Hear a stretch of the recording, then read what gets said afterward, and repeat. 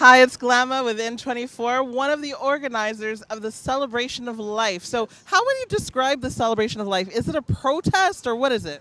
Great question, thank you. So initially when we started doing this, the last weekend of April, and I personally joined from May 2nd, and so we've been doing this for 3 months now.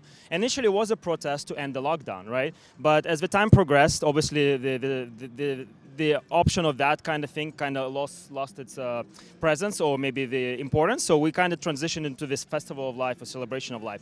So what we're doing is we're basically celebrating our normal. We are opposing the new normal that they try to put on us in terms of social distancing, masking, and all that stuff that are actually not scientifically based at all. And in fact, again, if whatever measures they tried to implement back in March, they were based on hypothetical models, on actual speculations. And now what we see after and even first 2 months, that this is not a deadly virus as we tried to predict it to be. Yes, some people are at risk, but that's primarily people in the retirement homes, in long-term care homes. And so what we transition into, we just want to bring kids, families together, celebrate the life. Obviously, there's a lot of unrest was happening too with different protests, so we kind of wanted to make sure that we can distance ourselves. We never were any issues at all with police. We actually cooperating with police all the time. They give us the escort for our marches. So that's kind of our focus, is bringing families, children together, and we've been doing it now for the last 3 months, which is great. Awesome. So, I've seen on the news, there's been a lot of commentary about the fact that your gathering is, irresponsible in terms of flattening the curve. So, what a lot of people in the mainstream media is saying right now is that these gatherings, private parties, are the reasons for the increase in, COVID cases. And what's your response to that? That's a great question. So the fact is, first of all, what do we actually mean by COVID cases? They're actually talking about the people doing the tests. Now, the reality of life is the people that come in here, we don't wear the mask, and guess what? We don't do the tests. So the irony of life is actually people who are masked up are the one that go and getting the test done. So that would be the first thing that I'm going to say. The other thing that I'm going to say, we've been doing this for the last 3 months at the peak of so-called pandemic. And we had empty hospitals, first of all. So if you really think about it, that makes no sense. It's just, how can you have empty hospitals if it was a real pandemic? And in fact, 2 weeks ago, we even fired like over 100 nurses in Toronto. If we had a real pandemic, don't we need to hire more nurses? So that kind of goes into the narrative that the media and the government try to create a fear propaganda that this is like the worst thing that ever happened to humanity, this COVID. There's no other causes of death.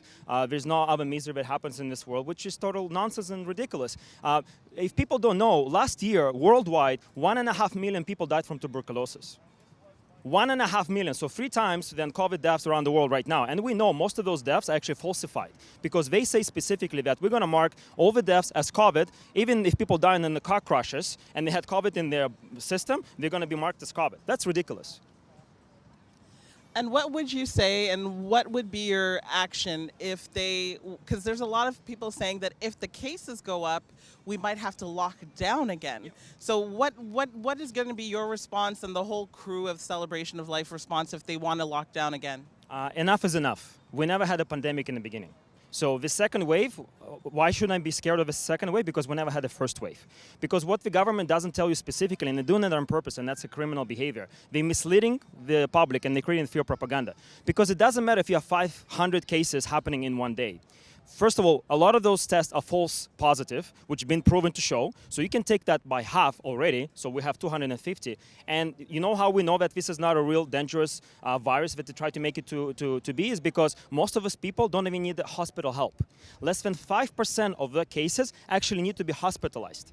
If this was as deadly and a serious virus, they would do it. But guess what? They don't tell you that, let's say, out of 500, only 5% needs to be hospitalized, which means 25 people. They don't say that, right? If you do the math, statistics, right? And we had 0 people dying in Ontario yesterday or whatever. Did you hear any news about that? No, because it doesn't fit the narrative.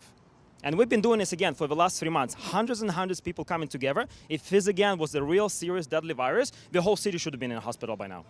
So in your opinion, should we open the southern border with the United States? Open everything. Enough is enough. We never had a real pandemic, and that's why we call it scamdemic. Not because people are not affected by it. However, all the falsification and manipulation of the data, which have been proven to show fake death certificates, as well as the cases being shown in Florida specifically, they had to reduce from 98% caseload to 9.6. From 98 to 9.6, it's not a small mistake. It's real criminal negligence and deliberate criminal activity, in my opinion. That is amazing. I've heard of plandemic. You're the first that I've heard with scamdemic. Definitely interesting. So will you be here next Saturday? We've been doing this for the last 3 months. We're not stopping. And thank you for asking. This weekend, Hugs of a Mask Nation hosting 6 events across this country.